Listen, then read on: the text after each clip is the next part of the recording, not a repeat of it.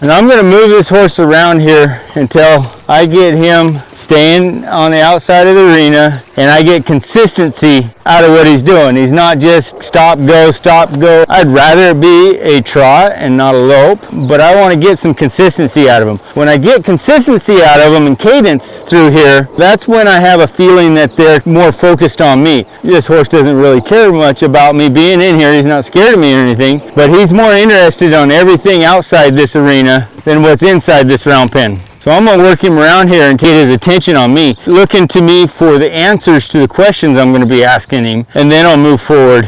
When I go to desensitize him, I just use a longer cotton rope here with some weight to it. When I swing it around and it slops on there, they can darn sure feel it. I kind of want them to move their feet a little bit. I don't want them to stand completely still and essentially sole up almost, ignore the pressure. I want to teach them to move off of pressure also. So if I make it horrendous if they move when they feel pressure, I'm going to fight that later on. When I do it, you can see it's got a big arm movement to my swing. What's this simulating right here? And I got my saddle. Oh, there's a big saddle throw. So I'm getting this horse prepped right now for putting that saddle on. I braided this up. It's a big old cotton rope. And I got a loop at this end. And I'll tighten it up on them and simulate that cinch getting tightened up. Here, I'll have control. Keep her from maybe injuring herself or maybe even injuring me. And having the ability to put pressure on and really tighten it. And when she gives me that relaxed spot, that I can release that pressure and reward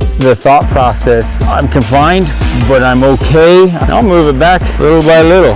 The more you get back, the more sensitive they get. I won't sneak around them. I'm going to take it and I'm going to throw it on them. I'm not going to make them stand still. I'm going to let them move around. Saddle, same kind of deal. I'm not going to try to sneak this saddle on here. I'm going to put it on there. Once I get it on though, I want to make sure it stays on. If they want to move their feet, I'm going to allow them. I'm still going to keep a hold of them. So when I do throw the saddle on there, if he does go to moving around, I can kind of grab a hold of that saddle and keep it on him, because I don't want that first experience to be saddle falling on, him moving a little bit, the saddle slipping, falling down, getting around his legs and making it a bad deal. I'm going to get on them with their nose slightly bent. So when I step in there, if they want to do something bad, I can kind of pull their nose around a little bit. First time I step up in here, I step up and put my hip in the saddle. Right here, I can feel whether or not they're gonna blow or do something crazy. If they're gonna do that, I'll step right back down and grab a hold of them and regain control over them. I don't want them to think that there's any spot between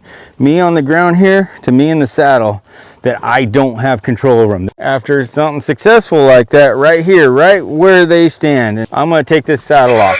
If they were good to me, they were relaxed, they were happy doing it, I'm gonna pull this saddle off. I'm gonna release all the pressure I can from them